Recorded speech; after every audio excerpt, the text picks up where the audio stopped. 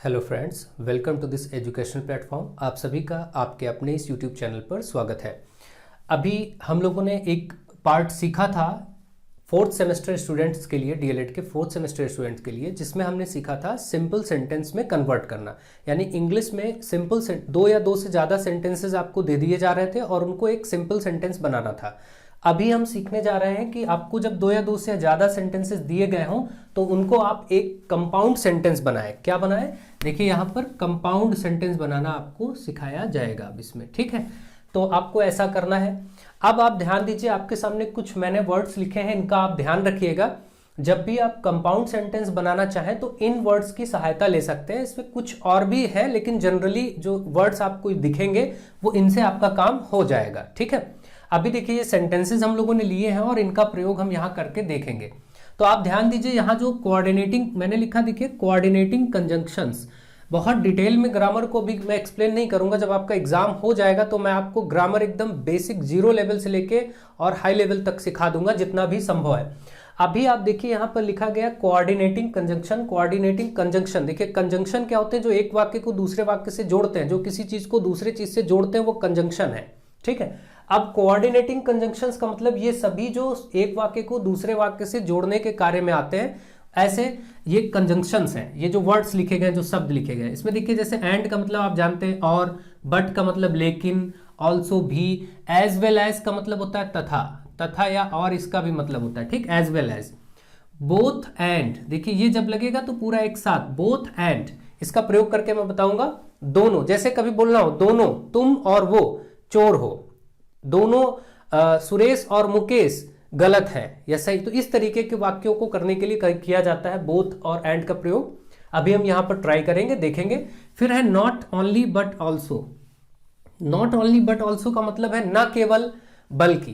देखिए not only के बाद बीच में डॉट डॉट जो लिखा गया, यहां जहां जहां बीच में डॉट डॉट ऐसे दिखाया गया, इसका मतलब यहां पर कुछ और बात लिखी जाएगी, फिर बाद में बट ऑल्सो आएगा, ठीक है। जैसे नॉट ओनली का मतलब होता है न केवल, न केवल, और बट ऑल्सो का मतलब इधर निकलेगा बल्कि, बल्कि या जबकि। तो अब आप देखिए इसमें कैसे वाक्य आ सकते हैं। न केवल राम ने ही गलत किया बल्कि रमेश ने भी गलत किया, ऐसे सेंटेंस हो तो not only but also say कर सकते हैं। अभी हम करेंगे, इनको चेंज करेंगे। अब देखिए यहां पर ईदर और, ईदर और मतलब क्या होता है? या तो, ईदर का मतलब इधर से अर्थ निकलेगा या तो, और का मतलब या, ये पूरा एक साथ प्रयोग होगा। अभी देखिएगा कैसे करेंगे। या तो या, जैसे कहीं कोई चीज कंफ्यूजन है कि भाई या तो ये हो सकता है या फिर ऐसा हो सकता है, या वह आएगा या नहीं आएगा, या तो वो आ सकता है या वह नहीं आ सकता, कुछ भी ऐसा होगा तो।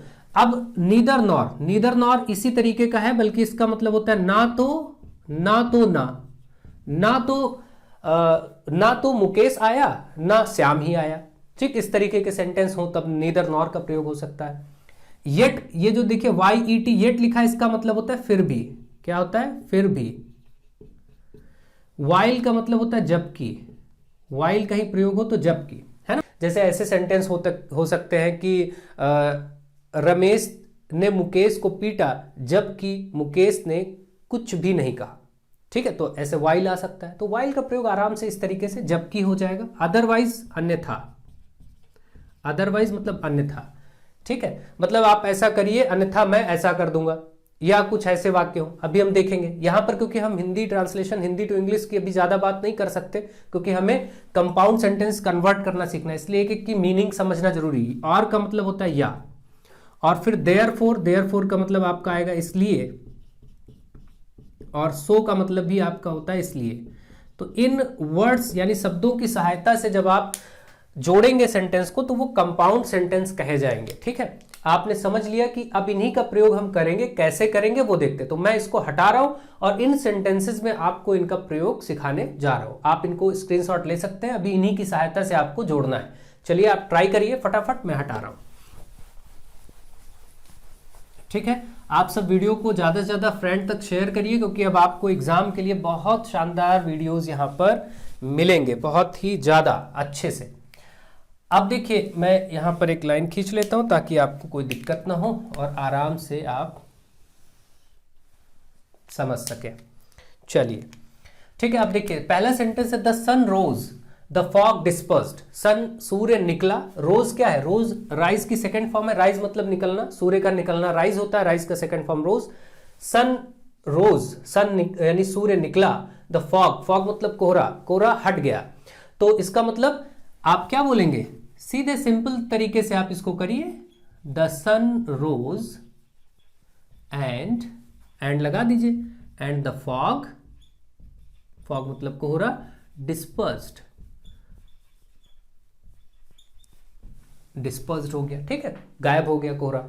ये आपका हो गया, देखिए यहां पर एंड लगाया मैंने और ये दो सेंटेंसेस एक सिंगल सेंटेंस में कन्वर्ट हो गए। नेक्स्ट क्वेश्चन है, he is a fool, he is a dishonest person. तो इसको देखिए, इसके तरीके क्या क्या हो सकते हैं, आप कैसे कैसे कर सकते हैं, ही इज अ फूल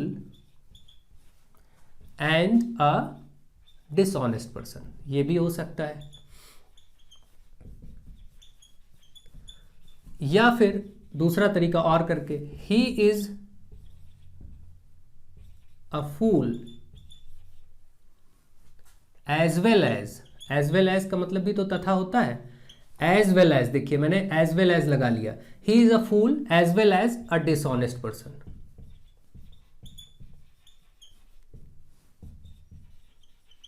ये एक तरीका हो सकता है। अगला एक और तरीका हो सकता है नॉट ओनली से, देखिए नॉट ओनली, ही इज, अब ऐसे करेंगे, देखिए कैसे करेंगे इसका प्रयोग, ही इज नॉट ओनली, ऐसे देखिए, he is not only, not only का मतलब न केवल, he is not only a fool, वह न केवल एक मूर्ख है बल्कि यानी but also a dishonest person. देखिए सेंटेंस एक ही है, तरीका मैं इसलिए बता रहा हूं क्योंकि आप कुछ भी आपके मन में तो आप लोग कंफ्यूज होते हैं कि सर ये हो सकता है या नहीं हो सकता, ऐसा हो सकता है नहीं हो सकता। तो आप समझिए कि भाव वही होना चाहिए, मैं चीज वही, देखिए बस मैं प्रयोग उन्हीं का कर रहा हूं, ऐसा नहीं कि मैं इसको कॉम्प्लेक्स सेंटेंस बना दूं या सिंपल बना दूं, मुझे कंपाउंड करना है। तो मैंने आपको समझाया कि कंपाउंड सेंटेंस कैसे बनेगा, ठीक है, उन्हीं का प्रयोग करके, और भाव वही होना चाहिए, भाव नहीं बदलना चाहिए वाक्य का, ठीक है, अर्थ वही होना चाहिए। अगला तरीका देखिए इसका क्या हो सकता है, ही इज बोथ, अभी मैंने बोथ हैंड का प्रयोग बताया था, he is both a fool, he is both मतलब वह दोनों है क्या, a fool and a dishonest person.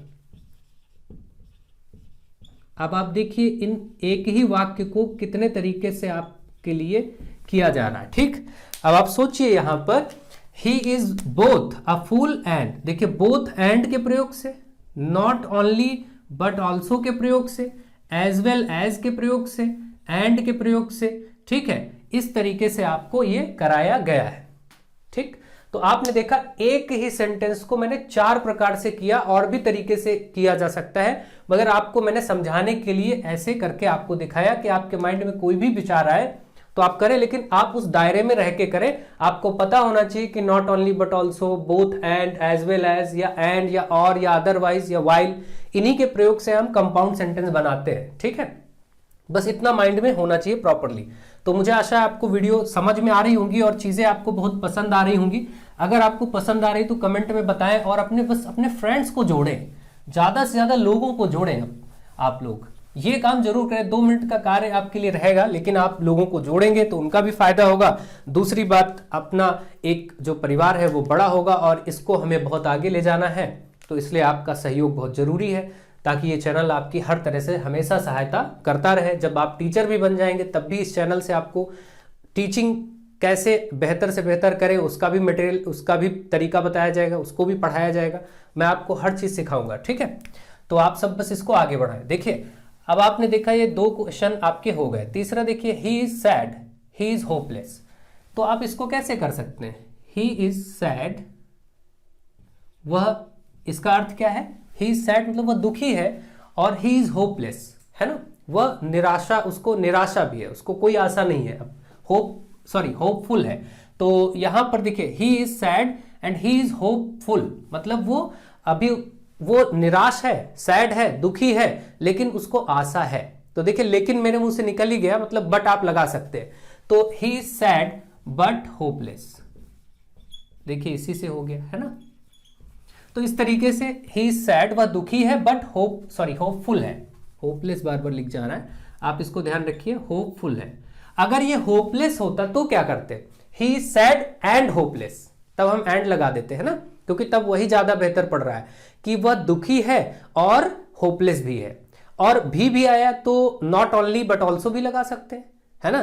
वह न केवल दुखी है, he is not only sad but also hopeless, he is not only sad but also hopeful. तो ऐसे नॉट ओनली बट ऑल्सो का भी प्रयोग कर सकते हैं, इन चीजों को भी आप समझ सकते हैं, ठीक है। तो तरीके हैं, आप कर सकते हैं, कोई दिक्कत नहीं है। नेक्स्ट देखिए, wise man love truth. Wise man truth यानी सत्य से प्रेम करते हैं, सच्चाई से प्रेम करते हैं। और फूल्स डज नॉट लव इट, मतलब जो मूर्ख लोग होते हैं वो इस सत्य से प्यार नहीं करते। तो अब देखिए यहां पर मैंने बताया था ना अभी वाइल का प्रयोग, यहां पर वाइल हो जाएगा कि भाई बुद्धिमान, वाइज मैन मतलब बुद्धिमान लोग सच्चाई से प्रेम करते हैं, जबकि का प्रयोग आ जाएगा ना, जबकि फूल्स नहीं करते, यानी मूर्ख लोग नहीं करते। तो अब हम देखिए इसका प्रयोग कैसे कर सकते हैं। Wise man love truth, wise man love truth. यहां देखिए हम वाइल का प्रयोग करके आपको दिखा रहे हैं। वाइल का मतलब क्या होगा, मैंने बताया था जबकि। While fools does not love it, ठीक है। फूल्स डज नॉट पे भी छोड़ देते तो इसका वाक्य का अर्थ हो जाता है, समझ आ जाता है, लेकिन फिर भी आपको मैं करवा रहा हूं। देखिए तो क्या हुआ, wise man love truth while fools does not love it, है ना। तो देखिए यहां पर इसका अच्छा अर्थ निकल रहा है। वाइल का अर्थ और भी शब्दों के साथ निकल सकता है, देखिए अर्थ बदले ना, उसका अनर्थ ना होने पाए, बाकी आप उसका प्रयोग कर सकते हैं, किसी भी और वर्ड का कर सकते हैं, लेकिन उन्हीं वर्ड्स का जो मैंने अभी बताया कंपाउंड में आपको ये ध्यान रखना है। नेक्स्ट देखिए, work hard you will fail. तो इसका मतलब क्या है, कठिन परिश्रम करो, work hard you will fail, अन्यथा तुम फेल हो जाओगे। अन्यथा वर्ड आ गया ना, अदरवाइज, तो इसमें क्या कहेंगे, work hard otherwise you will fail. Simple सी बात है, इसमें कोई ऐसा ज्यादा प्रॉब्लम की बात ही नहीं। इसमें आप लिखेंगे वर्क हार्ड अदरवाइज, देखिए यहां मैं अदरवाइज से इसको कर रहा हूं, अदरवाइज यू विल फेल, ठीक, कोई प्रॉब्लम नहीं है इसमें। नेक्स्ट है वर्क हार्ड गो एल्सवेयर, मतलब कठिन परिश्रम करो या कहीं और चले जाओ।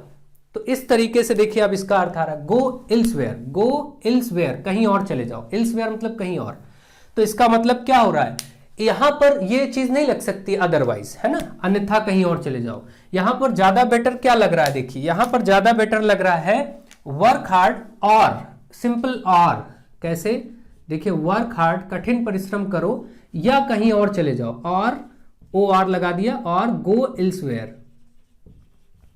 देखिए यहां पर ये ज्यादा बेहतर है, ये ज्यादा सुटेबल है। और तो इस तरीके से मैं आपको लगभग सारी चीजें करके बता रहा हूं कि आपको कोई प्रॉब्लम ना हो, आप चीजों को समझें, जाने कि कैसे वास्तविकता में चीजों को करना है और किस रूप से ऐसे सेंटेंसेस को ट्राई किया जाए।